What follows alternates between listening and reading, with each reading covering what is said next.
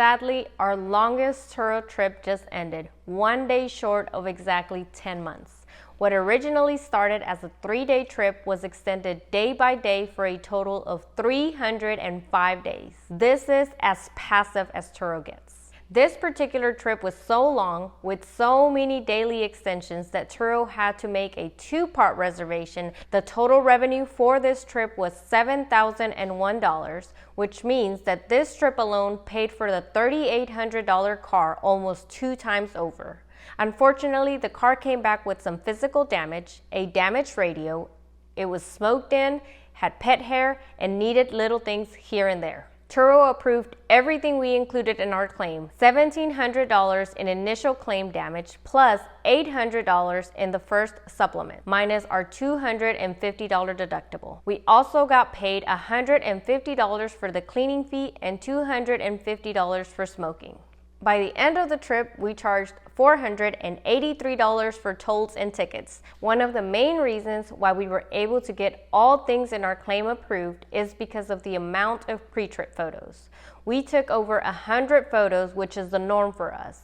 We do this to ensure that we are always covered, especially in the event the trip extends for weeks or months. What made this trip easy is the fact that we have multiple different fleet accounts like Discount Tire, Take 5 for oil changes, and a toll tag sticker. We were able to leverage these when the cars needed to go in for maintenance. Although we normally do it all ourselves, this was the exception. We didn't want to inconvenience the guest by having her return the car for maintenance, and instead we told her which fleet accounts we had available so that she could take the car in at her convenience. As far as tolls, if you have a toll tag account, you can add it to CarSync, which makes requesting for toll reimbursements as easy as 1 click away. CarSync automatically tallies up all of the tolls that were taken during the trip and even attaches a receipt with a breakdown of times, dates, and toll amounts to trip photos in Turo. Another thing that helped tremendously is a combination of snoozing the car on the Turo app so that no one else would book, and setting up auto approvals through CarSync.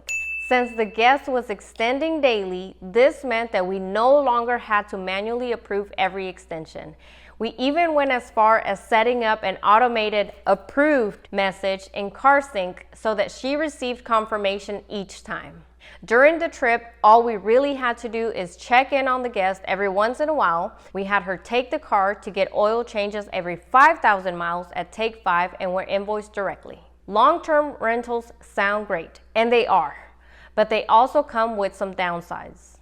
Let's talk about both. Some of the benefits are no check-in or out, no cleaning is necessary, and very minimal work while still earning the daily rate. But some of the downsides are miles add up quickly. Assuming they drive the minimum 200 miles 365 days a year, that's 73,000 miles. The reality is that your car might be used for service gigs, and the car will most likely not come back in the same physical condition, so you'll most likely have to file a claim. We do seem to get long-term renters frequently, and we attribute that to 1, having competitive pricing. Having an expensive daily rate on a car is really not manageable for most long-term renters.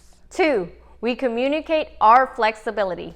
Most of our long-term rentals start as just 3-day trips. We always make sure to send out a message asking if they would like to extend, and most of the time they do. And once we notice a pattern, we work with them. We'll even lower the price to give them a better rate to entice them to keep the car, but never more than just a few bucks off. 3, we have the long-term trip setting turned on in trip preferences. And lastly, for the 4th one, we mention it in the vehicle description. This smart car continues to chug along despite the damage claims. It's our first car on the platform and continues to be our highest earning car to date.